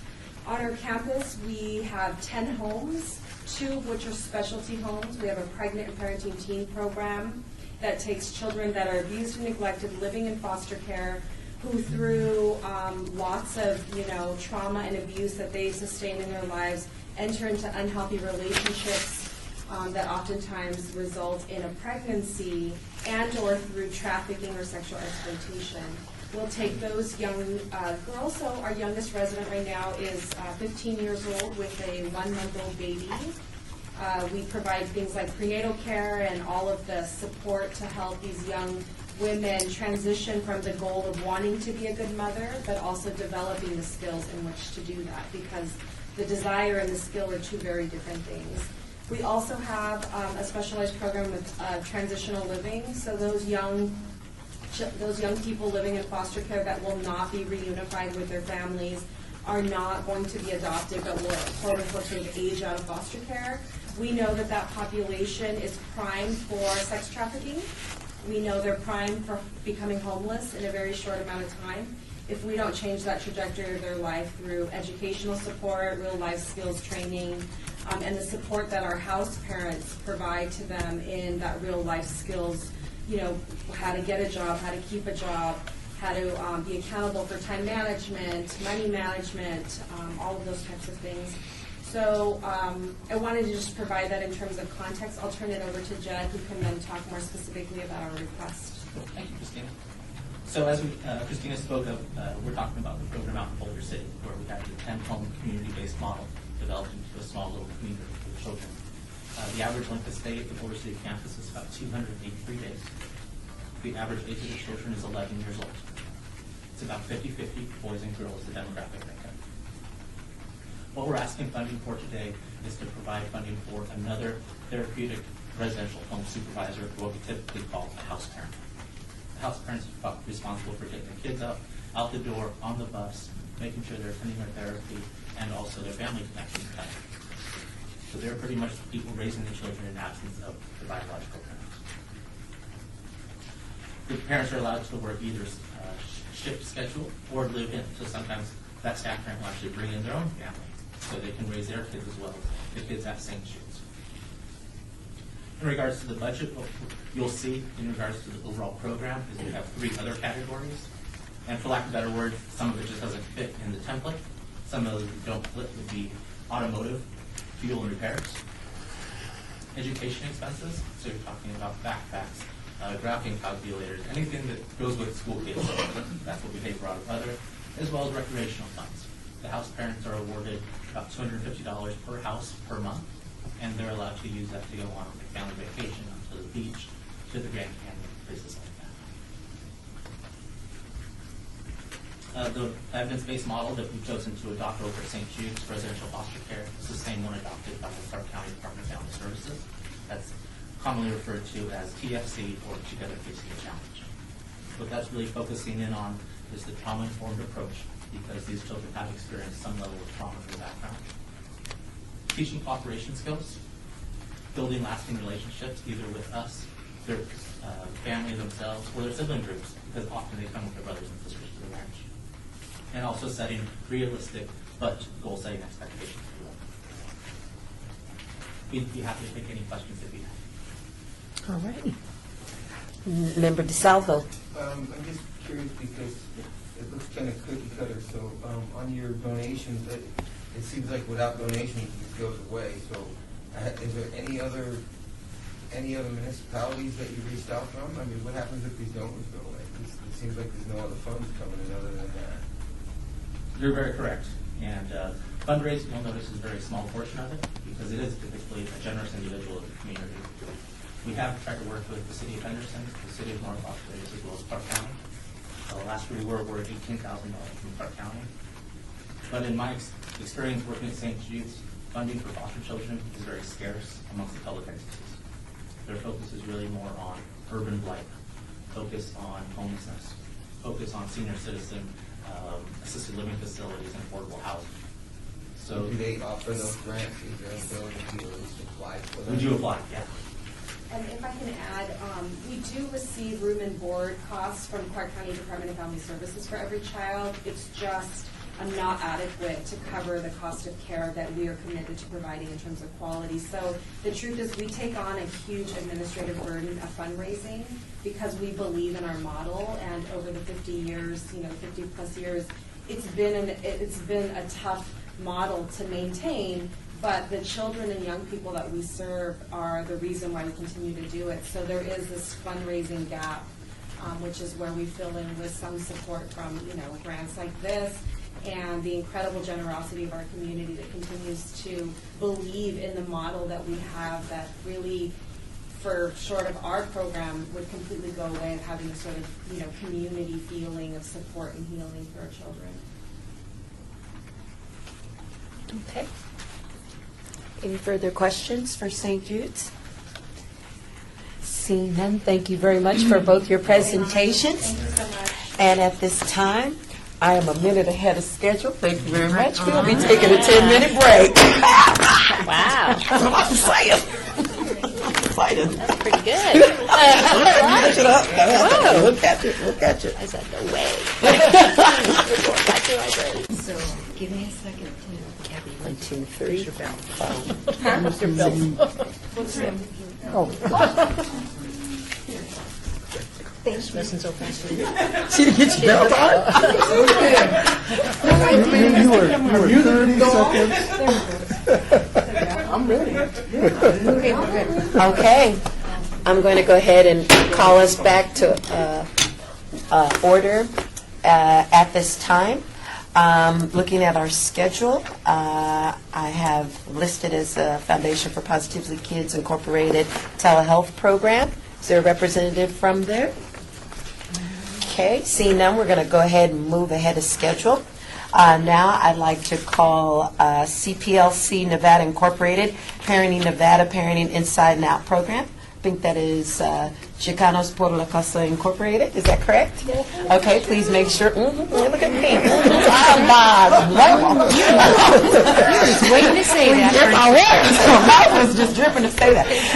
Please make sure you say your name for the record. You have 5 minutes for your presentation and 5 minutes for questions. Thank you and welcome. Thank you for inviting us. My name is Shannon Dunn, and I'm a family safety specialist and a parenting educator with CPLC. My name is Alba Perez. I am part educator of CPLC. And we are here for the Parenting Inside Out proposal. So I'm going to go over the CPLC with you a little bit. Ladies, my apologies. Can you speak up just a little bit? I'm having a hard time hearing you. No worries. Okay. CPLC is a Nevada-based nonprofit in operation since 2010. We are a wholly owned subsidiary of Chicanos por la Casa, which is the third largest Latino community development corporation in the U.S. We are locally operated with a service model focused on economic development, housing, community development, education, and social services. Our parent company is in Arizona. We have demonstrated a history of linguistic and cultural competence in serving at-risk populations. We do many different things at our agency. We do housing development, small business development, and social services is the why we're here asking for a grant for. In our social service model, we have 2 different programs. We have family safety services. The families are referred by the Clark County Family Division of Services. And in that program, we serve at-risk families. So if the children are involved in CPS, we go in and we assist in monitoring the families. We report to the DFS workers and let them know how the house is. The model is to keep the children in the home instead of having them removed or having to stay at Child Haven if possible and avoid safety risks. The safety specialists provide behavioral management, crisis management, and social connection. Parenting education, that is sponsored by a grant from the state of Nevada, and the families are referred from the community. We work with children from ages 0 to 18, and currently we are doing a nurturing parenting program, which is evidence-based. And we have served 120 families since 2016 under that program. And when we were serving these families, what we noticed was, number one, we were serving way more than what we were granted for. Under our grant, we were supposed to serve 50 people, and we ended up serving way more than that. We will surpass that. And we also noticed that a large part of the people that we were serving have been or are currently involved in the criminal justice system. 1/3 of those families ended up being involved in the criminal justice system or have been involved in the past in the criminal justice system. So we started looking for programs that would benefit those populations better. And what we found was the Parenting Inside and Out program. We found out that children of incarcerated families are 6 times more likely to become involved in the criminal justice system themselves. In the U.S., more than 500,000 people are incarcerated. 65% of those inmates have children, and 7% of those are pregnant women. With the Parenting Inside Out curriculum is evidence-based parenting education. It will fit the community that we're serving more, since we found out that a large part of those were involved in the criminal justice system. Some of the core elements is communication and problem solving, positive reinforcement, and nonviolent discipline techniques. The outcomes have been very good, as well as child adjustment, preventing child behaviors, problem behaviors, and increasing child resiliency, and dealing with having their parents incarcerated. Parenting Inside Out has been approved by the Substance Abuse and Mental Health Services Administration. And some of the outcomes is 26% of men and 48% of women. There has been a reduction in rearrests. So recidivism is a problem throughout the U.S., and it has shown to reduce the chances of the inmates coming back. There has been a 95% reduction in self-reported criminal behavior and a 66% reduction in self-reported substance abuse. We're currently working with Freedom House, and what we found out, we're only on the current grant that we have under the state of Nevada, we're only doing about 3 classes a year, and we have been asked from the director, he gets such a great benefit from it, that he wants us to come more frequently and service this population. The Parenting Inside Out curriculum, it consists of 6 complete sessions. So the sessions last for 12 weeks, so they would come to one session a week for 12 weeks. Targeting 12 to 18 adults in each session. So that's about 100 participating adults a year. However, that's not counting the secondary participants, which is the children themselves. Even after the classes are done, we work with them for a year, and that includes working with them in home with their children as well. It's offered in 90 to 120-minute sessions, and we offer the sessions according to whatever works for the families, whatever works for the population. Okay. Yeah, I'm sorry, Reggie, you're in time. So I'll open up the floor to members that have questions for CPLC. I have a question, but you can go first, Member ahead, Jensen. 'cause I've got My question was, I know this is the first time you're a national organization, and you said Freedom House. Do you have any other memorandums of understandings with other agencies here in the city that you're working with to address the population you're concerned with? Yes, we also work with DFS Foster Kinship, and we currently serve 120 there. That has been our largest population that we work with, is DFS Foster Kinship. Okay, thank you. Member Jansen. Thank you. So I just have a couple of questions. And first, just a clarification. So are you taking these dollars to do just the people that are coming out of incarceration? And are you tracking that success? Because you went over a couple of different of your programs. Yes. So the money is just going for It's just for that parenting program. that one, and you're tracking those? Okay. Yes. Then if you could look at your budget, it looks like there is a $1.3 million budget, but $900,000 plus is for salaries and benefits. That includes Arizona budgeting on there as well. That still is very high ratio for a local or a national organization to have. I mean, do you have any answer to that? And you might not because it's national, but that's just... Right. Arizona is our biggest company. Yeah. So they would have to clarify that, but I do have the contact information for that if you wanted clarification on that budget. If I could ask, Madam Chair, I would ask to put that back on you all. If you could find that information out for us and give it back to staff, I think that we would like to have that information for that clarification, because that's really out of whack for a nonprofit, if you will. And then when it comes to your program budget, So it looks like you're asking for the salary to cover the cost of the person to help with it. So you've got that up there, and then you've got other things broken down for the total of the 85.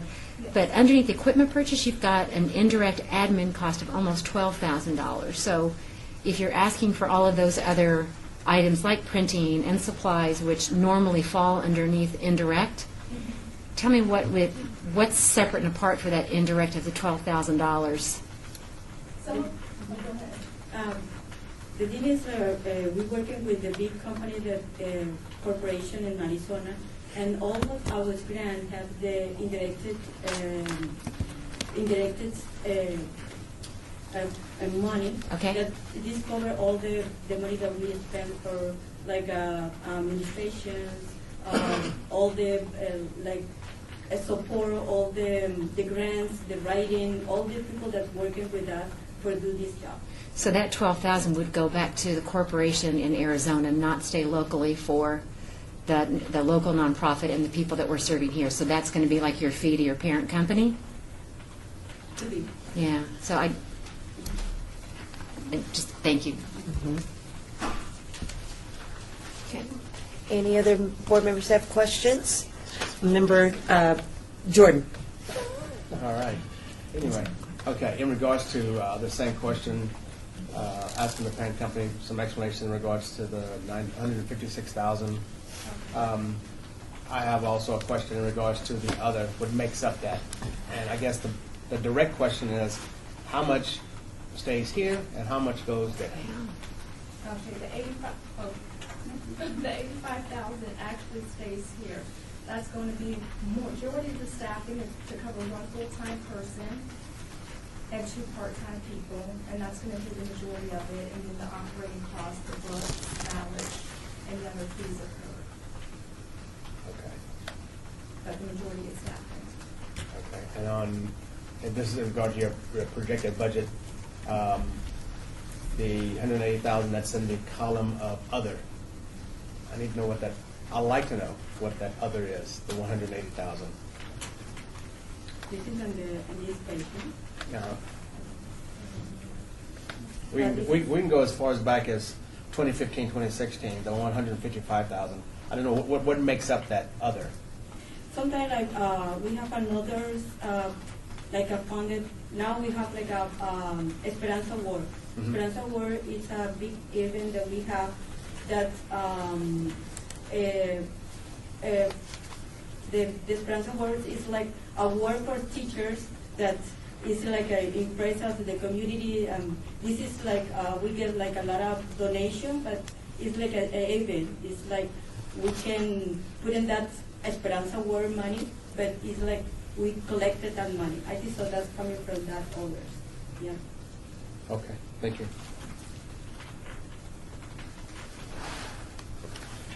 I'm not seeing any further questions. Thank you very much for your presentation. Thank you. Thank you. You're welcome. Okay.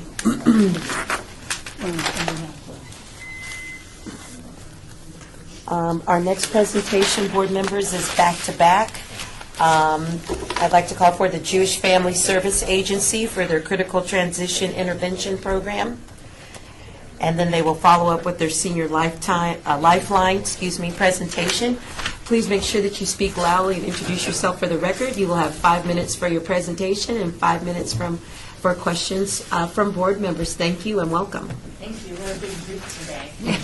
My name is Lisa Kopowski. I'm the Director of Senior Services at JFSA, the Jewish Family Service Agency. This is our Executive Director, Ken Moskovich. This is Stephanie Cullum and Dr. Marcia Timberg, and they are from the State of Nevada Medicaid Focus Unit. Well, I'm appreciating your time to present our new collaborative project that is going to be targeting 20 low-income disabled individuals that are on Medicaid and at high risk for homelessness or being placed in a life-threatening situation when they are being discharged from an institution. So in the news lately, there's been a lot of talk about the unlicensed group homes in Las Vegas and Nevada. that are unsafe places for these clients to discharge. Most recently, there was a 33-year-old woman who was discharged from a hospital to one of these unlicensed group homes, and within 24 hours she had died. Facilities are, pushed to get these clients out and into the community to free up beds, and a lot of times the clients have no income, they're homeless, so they're looking for alternative solutions to shelters. In this case, it was a woman who has no medical background at all, and she's not only being given access to these clients, but she's being called upon to find places that are, considered independent living homes to place these clients because they're cheap. In this case, the client had $250 for rent, and that was the only place they could find for her. These are the types of clients that the Focus program works with every day. I'll just elaborate on that a little bit as far as the barriers. Just to give you a snapshot of the people we physically deal with every day, face-to-face, in nursing homes. They've probably had a critical health issue, gone to the hospital, from the hospital to a nursing home for any length of time, months to a year. They lose all their ID somehow along the line. They may have been evicted when they became ill in their apartment and had to be rushed to the hospital by an ambulance. Their Social Security SSI ends when they go into a nursing home, and they only get $30 a month for their personal spending, and they don't have IDs, and those costs, sometimes we have to go all the way back to get a birth certificate for them before we can go to the DMV and Social Security. Our Medicaid clients, they're living on somewhere between less than $750. And most of the lowest income rents that we can find for these people are $490 plus the utilities. So we're talking a very low income, very tight budget for these people, and sometimes they have past due bills because they've had to leave the apartment in a hurry, maybe unconscious via ambulance. So there are a lot of those barriers that would require some assistance from an agency with a program to provide housing for these people. Otherwise, if they don't have any place to go, basically, even if they're in a nursing home, they're going to be homeless if they're discharged. So the idea being that the focus unit provides the medical needs assessment, identifies the clients, and identifies a housing for them. After that stage, they would come to JFSA, and they would be provided with an assigned case manager. They would coordinate services both that were going to be provided from JFSA as well as the community's resources, having the Medicaid focus team still consult on those medical needs, because that's very important. And then this is a long-term project, so this is 9 months. We would be providing them with the support that they needed in way of their rent, security deposits, utilities, as allowed by the grant parameters. And then the case manager would then transfer them into full community independence, but over a significant period of time. Because really to end and to intervene truly in homeless prevention, it is not a short-term fix. It's not giving somebody one rent payment. It's a longer process. Again, this is a more but I think it's not just preventing homelessness. I mean, as Stephanie said, it could potentially be life-saving. Okay. Thank you very much. You just hit it right on the dime. Thank you so much. Do you have any questions from board members? Member Janison. I know you're shocked. So thank you. I love collaboration. So I think that sounds great. Help me understand, are you all a state agency? We are, yes. So you're the state of Nevada with Medicaid. In your proposal, it said that you would help with rent for 3 months. What happens if after 3 months they're not stable? Well, the idea being is that, we wouldn't be maybe helping with the entire amount. So staging that in and helping them to establish once, because usually the first month out of the facility is the very most difficult, where they might need the entire amount paid because they don't have access to their Social Security yet. Following that, we would know their Social Security. We would never place them into a home that we didn't believe they could in the long term afford. Perhaps the second month there would be a reduced payment to help them get established. They're coming into a new home. There's still going to be things that they need to purchase. And so in order to offset, if I'm paying half of the rent, then they can afford to buy a chair or dishes or all of those things. Then the idea being with the initial plan, their rent would be affordable based on what their Social Security income is. These are disabled individuals that receive Social Security, so I do know a fixed income amount for them. It's not like they have to work, and then that's a variable, that's a constant that I will So know. is there financial literacy or financial assistance to help them establish themselves so that they can take care of themselves throughout this process as well? Yes. Okay. I was a little confused on the intake process in the application.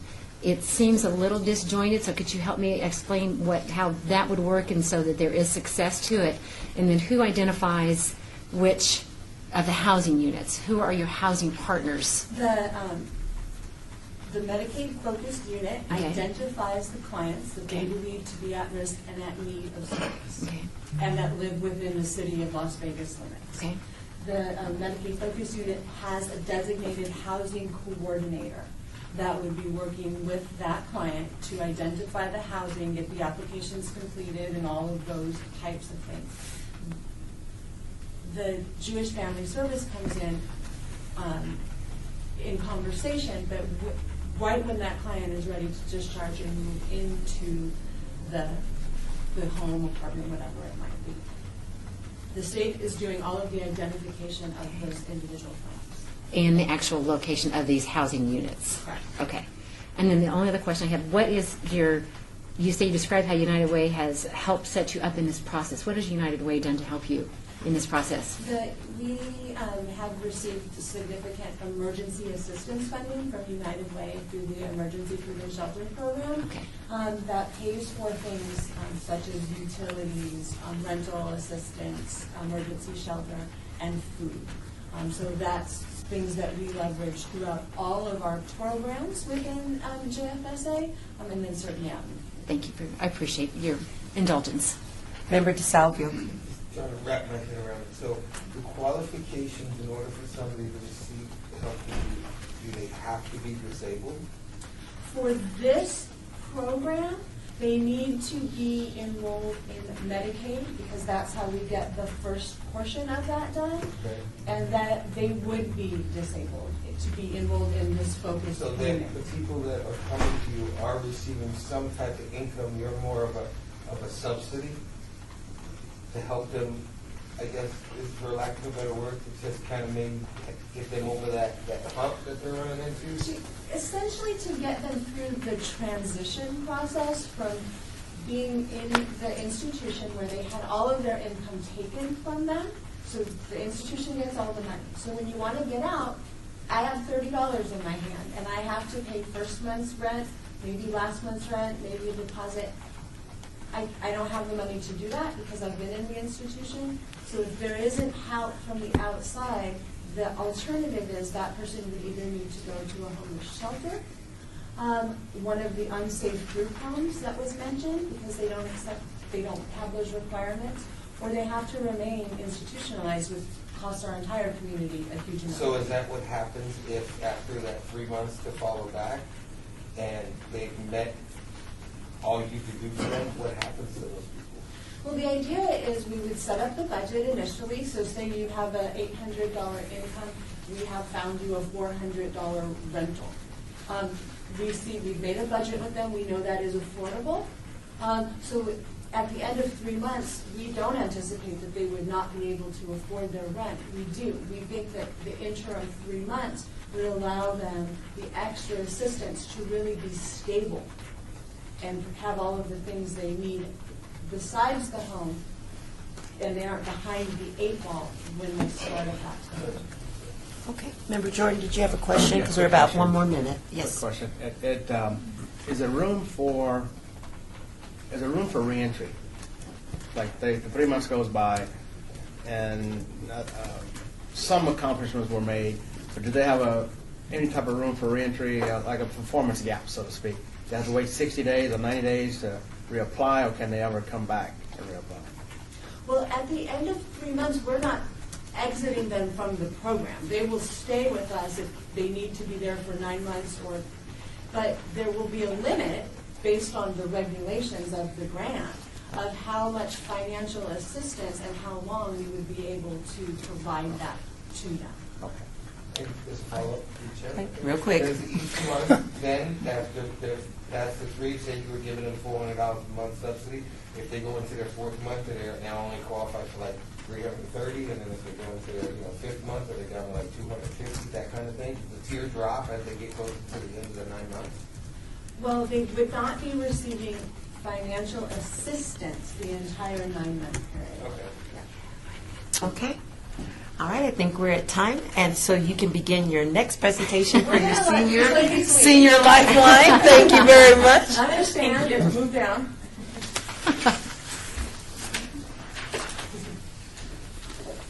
We readjust my papers to do the other one.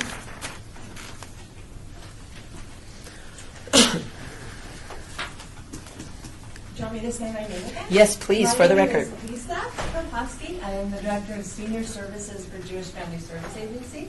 I'm Ken Moskowitz, the President and CEO of JFSA. The application you have in front of you is for the Senior Lifeline. Senior Lifeline has been with JFSA for 2 years. JFSA has been providing non-denominational social services to the community for 41 years. The Senior Lifeline has been providing this program for 16 years. It is well established, and it is what I believe to be one of the most important programs that we have for seniors. We currently have, from the city of Las Vegas, approximately 130 seniors enrolled in our program. We have about 400 seniors enrolled throughout Clark County. We have a waiting list of 300 seniors for this program. I'm asking for the funding for the case management portion. And we've heard case management used as a term throughout the day. This is very specific professional case management services. I'm a licensed social worker. We use the National Association of Social Work models. There is a set schedule for all of the clients having regular contact with their assigned case manager. Case manager is the key to making all of the services for seniors work. They leverage 8 specific programs, such as homemaking services, congregate meal, prescription assistance, doctor copay.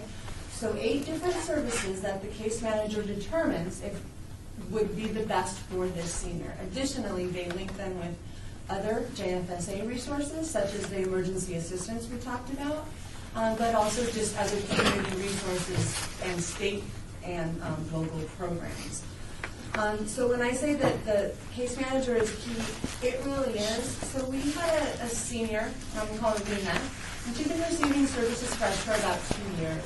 And initially she really just needed some taxi assistance and some co-pays because she was physically healthy and she was doing well. As a couple of years progressed, she had health problems and some gastric problems and was hospitalized. She came out of the hospital, she had a much higher level of need. We were able to put homemaking services in place, food delivery, and continence supplies, all paid for through the other grants that are leveraged by this grant. She called to say that she didn't want the food deliveries anymore because she was having a hard time cooking and eating. So the case manager went out to the home and found that the client had actually lost 30 pounds and she weighed under 80 pounds. And so they were talking through what was going on and that she had memory issues, so she was afraid to use her stove or her oven because she had left them on in the past and that was a real risk and concern for her. she had some problems with what she was able to eat. Case manager determined that she was able to eat white rice and steamed food. Case manager found a donor, got a rice cooker, went back, taught her how to use the rice cooker to cook the rice and steam the vegetables. And I read every case note from every single one of these clients, and she's gained 13 pounds in the past 2 months. And she's telling us that she's feeling healthy, and she's actually feeling hopeful. So the rice cooker is important as part of the relationship, but certainly all of those other services are just important, but they just wouldn't be able to be accessible without that case manager. All right. Thank you very much. Any board members have any questions about the Jewish Family Service Agency Senior Lifeline presentation? Member Jordan? In regards to your program budget, agency budget, I'm sorry. So I noticed for the last few years, 2015, 16, 17, now you're forecasting rent of $44,000. Did you get a new building? We did. We moved. We used to have rent supplied to us free of charge. It was a donated facility, and now we have rent. They donate the building, but they're charging you rent? No, we moved. We moved. Oh, okay. A few months ago, and now we will be incurring rent. You're like, what kind of thing is that? Okay. Okay. Thank you very much. Okay. Anyone have any further questions for our presenters? Ms. Janison, I love the program, so no questions. Thank you. All righty, without seeing any, thank you very much for your time. We appreciate you. Thank you. All right.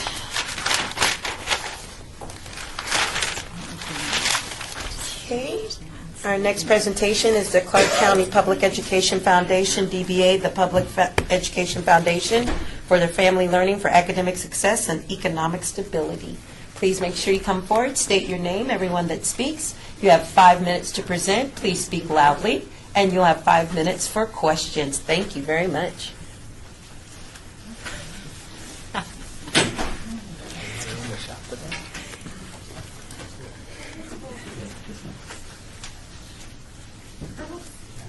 We're going to start charging you guys rent.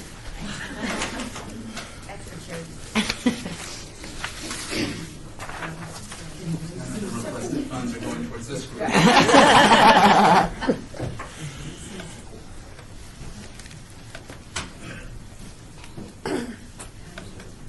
Good afternoon, everybody. Thank you very much for allowing us to come and be a part of you this afternoon. I'm Beverly Mathis, serving as Vice President for Literacy, Early Learning, and Family Engagement. And we are the Public Education Foundation, and our partners in education will just explain who they are at this time. I'm Blair Wilson-Toso. I work on grants and evaluation and program design for the Public Education Foundation. And my name is Cynthia Mora, and I'm the Associate Director of the Family Learning Program. I'm Andrea Womack, Principal at J.T. McWilliams, and we host one of the Family Learning Programs on our campus. I'm Shauna Guillen. I'm here with Hanson, and we are a collaborator in this program class. Anthony McTaggart with Hanson. Okay. We are in 11 schools within the Clark County School District. And when I say we, the Public Education Foundation, in collaboration with Anson, we are in 11 schools, and we're going to give our time to the person who can really tell you what day-to-day is like, having us or having the Family Engagement Program on campus. And that would be Principal Womack. Thank you for having me. Thank you for taking the time to listen. So I'd like to just share with you that currently we have 30 families enrolled in our Family Learning Program, 30 families completely impacted by this support. Our students get a clear message of achievement when they see their families going to class just like they go to class. Our families have participated in building a positive community and school culture by helping design murals, participating in the walking school bus, volunteering in classrooms, and currently 3 parents either serve on our school organization team, and I'm very proud of that. Our Family Learning Program has been a big support for our schools. The parent group did a classroom supply drive this year for every classroom on our campus. Teachers received a basket of materials that lasted the duration of the first semester. School engagement, student achievement, and school support have been key factors for the family learning program at J.T. McWilliams. In the past, we've had a mostly Hispanic enrollment. However, this year, we've had some African American family enrollment. Upon enrollment and participation, these families have reported that their children have had better behavior and better school attendance, and this is also very important for us. We believe that we are at the point where we can target all the demographics of our school population in addition to our Hispanic families. By helping families see the importance in education, we were able to have 2 students enroll in CSN. One student is continuing her studies while the other is joining the police academy. Another success story is currently happening for us as we had another student recently receive her citizenship. We would like to continue these efforts in upcoming years as next year, J.T. McWilliams will offer computer training classes for our students and families as we launch our tested grades and becoming one-to-one device option classrooms. The above examples are just a few of the many reasons that the Family Learning Program has been a successful and dynamic program on the J.T. McWilliams campus. We're so thankful for your continued support. At this time, we're open for questions. All right, I like that. Okay. Opening the floor to any members that have questions. Member Jimenez? Hi. It sounds really nice. Is it money to expand your program to go to other schools? Are you planning on going to any other schools soon? We will plan on expanding. In fact, we were just meeting with Jack Daly. However, these funds we really reserve to try and target to see the greatest impact of these funds. So we are expanding that program. We are increasing our program, which works with parents who are graduating. We bring them back as site coordinators, facilitators. They get mentored.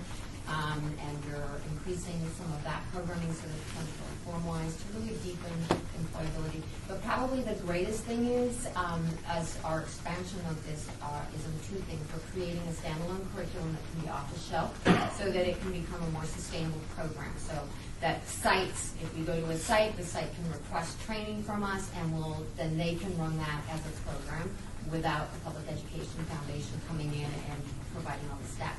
So that's part of how we're doing the growth. But we also think that the largest impact is by collaborating, increasing our collaboration to provide another aspect of financial stability for the families, which would be through the ANSEM collaboration, because they'll work on financial literacy, which is really important, which also embeds the numeracy aspect for the students. So the parents are being able to build their numeracy skills, and then with family activities that the students will also be able to build numeracy skills.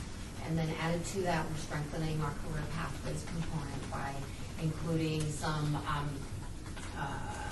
career inventories. Boy, I feel really nervous talking to people.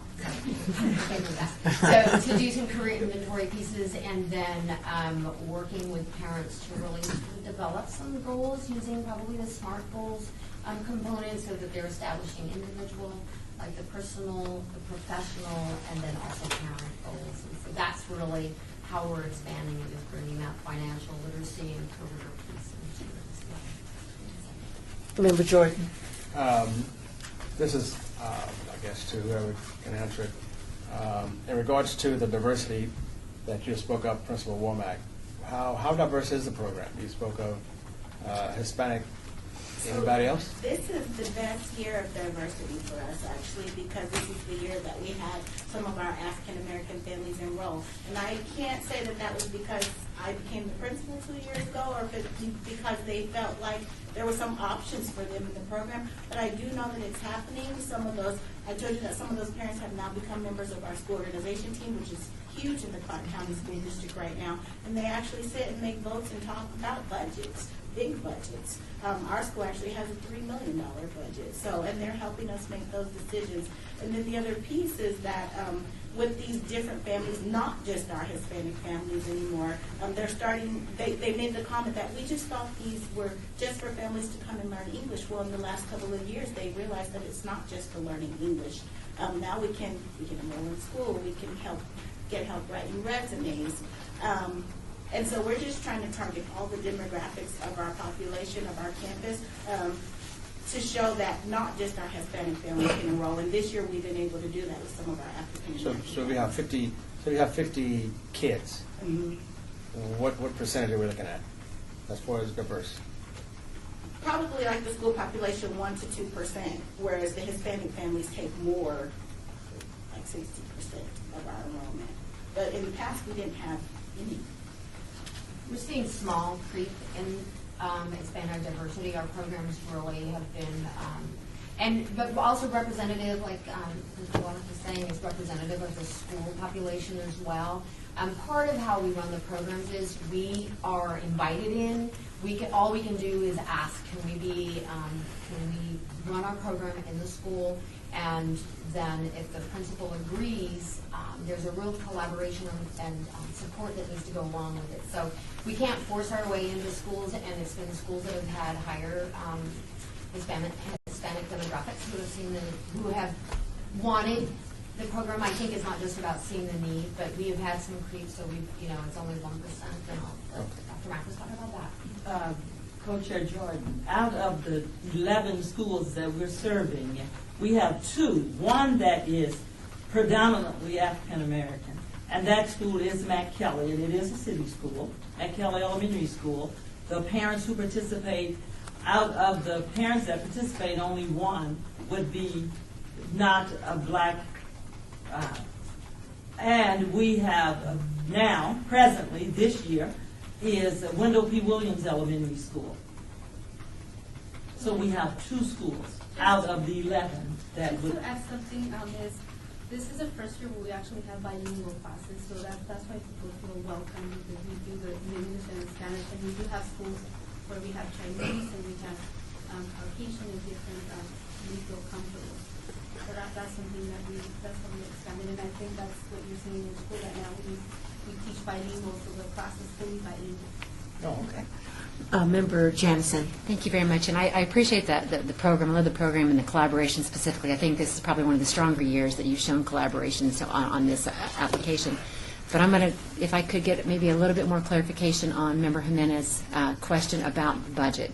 So when I look at your program budget, specifically, is this to add another person, or are you covering costs for somebody's already existing?